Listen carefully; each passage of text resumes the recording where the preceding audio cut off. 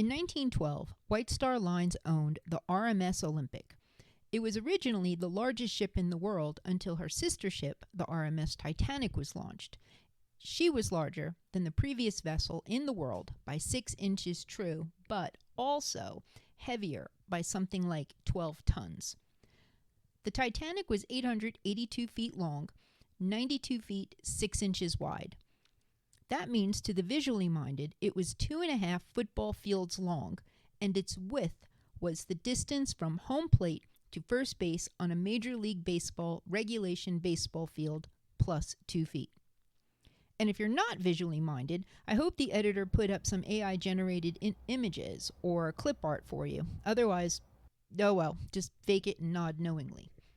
And by football, I mean American football, not the rest of the world football, because America! The Titanic could carry 3,320 people if sold out and fully crewed, and the crew of that number were 908. She had 10 decks, 2 of which were solely dedicated to carrying just the mail, nothing else, because that's what the MS in the RMS stood for, mail ship. And the mailroom only had 5 employees, all of which tragically drowned. The Titanic had a gross tonnage of 46,328. And you're looking at me like, what does that mean? Okay, so gross tonnage is a measure of the ship's internal volume and is not the same as displacement or weight. GT, as the kids call it, is the volume of all the space of the ship contained within the hull, bulkheads, and deck. 1 gross ton is 100 cubic feet. Now, if you picture 3 cartons of eggs, the kind that hold a dozen, that fits in 1 cubic foot.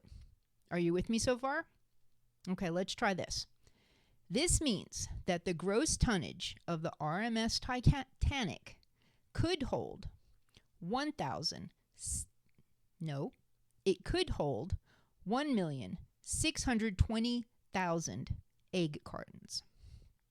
If this helps, net tonnage, the other sort of tonnage, is a measure of all the cargo space and only refers to usable space. And for those of you who know, deadweight tonnage is the third and final type of tonnage, I hope, is a ship's carrying capacity. And I mean everything, all the stuff, the cargo, the furniture, the food stuff, the people, the rats, basically everything that is not ship that is also on the ship. And now the math section is over. Now, let's compare the RMS Titanic to the largest cruise ship on the sea today, and with today meaning somewhere in 2024. Royal Caribbean International owns Icon of the Seas, and it is currently the largest cruise ship in the world. Icon is 1,198 feet long and 213 feet wide.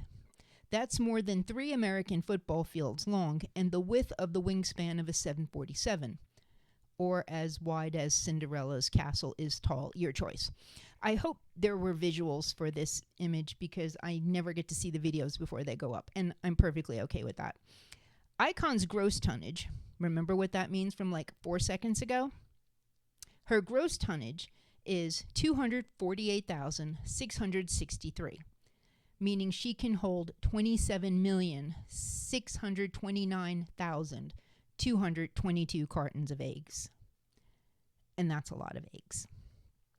She can also carry 7,600 passengers at maximum capacity and is worked by a crew of 2,350 people. And Icon has 20 decks. So basically, all her numbers are better or more than the Titanic's. But the Titanic did have something Icon of the Sea does not. On the Titanic, you could take your dog with you. And you could walk your dog on the promenade deck every day if you wanted. So, But, and yes, there's always a but, White Star Lines intended for the Titanic to cater to the uber rich. They charged the same ticket price for a dog as they did if you wanted to take your child on board, which in modern today money, today being somewhere in 2024, is $2,250. That is more than I paid for the entirety of my last cruise, including the airfare.